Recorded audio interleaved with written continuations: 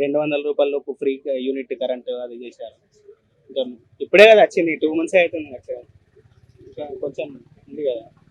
So ఈ bus free అనేది మీకు ఎలా అనిపిస్తుంది? బాగానే ఉంది మహిళలకు, అంటే లేడీస్ మొత్తం కొంచెం గొడవలు చేసుకుంటారు, అది చేసుకోకుండా బాగుంటది. జుట్లు జుట్లు పట్టుకోవడం అనేది బాగుండదు కదా, మరి చూడడానికి అసహ్యంగా ఉంటది కదా. సో అంటే తెలంగాణ వాహనాల నెంబర్ ప్లేట్లను టీఎస్ నుంచి టీజీగా మార్చాలని రాష్ట్ర కేబినెట్ నిర్ణయించిందంట. మీకు ఎలా అనిపిస్తుంది? బాగానే ఉంది. అది సింబల్ కూడా చేంజ్ చేస్తారంట కదా. అది చేయడం ఓకేనా మీకు? ఓకే, అంటే కొంచెం బాగానే ఉంది. ఓకే. సో ఇచ్చిన 6 హామీలు నెరవేర్చే ఛాన్స్ ఉందంటారా? తప్పకుండా నెరవేరుస్తారు.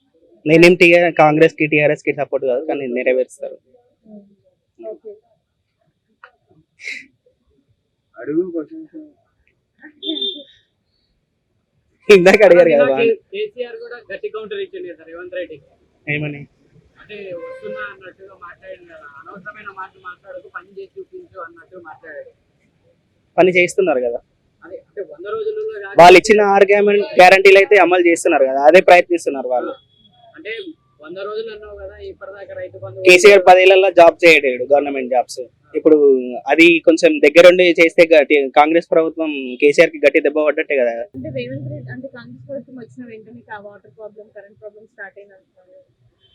ప్రాబ్లం తీయడం, కరెంట్ తీసేయడం తీస్తున్నాడు కదా భయ్యా రోజు. డైలీ. అది కొంచెం ఇంతకు ముందు 24 hours అలవాటు పడ్డాం మనం, ఇప్పుడు అలవాటు పడాలి కదా. ఓకే. సో బీఆర్ఎస్ ప్రభుత్వం ఓడిపోవడానికి కారణాలు ఏముండొచ్చు? వాళ్ళ ఎమ్మెల్యేలు ఏ విధంగా? రూరల్ ఏరియాలో అసలు ఒక్కసారి కూడా విలేజ్లలో తిరగలేరు కదా, ఈ ప్రాబ్లం ఉంది ప్రజలకు అని చెప్పేసి. అంటే వాళ్ళు ప్రజల ఎమ్మెల్యే దగ్గరికి వెళ్ళినా కానీ ఇన్సైట్ తీసుకొని పనులు చేయలేదు. మీ లోకల్ లీడర్స్ కి చెప్తా, అంటే ఎవరైతే ఊర్లో ఉంటారు కదా టీఆర్ఎస్ లీడర్స్, వాళ్ళు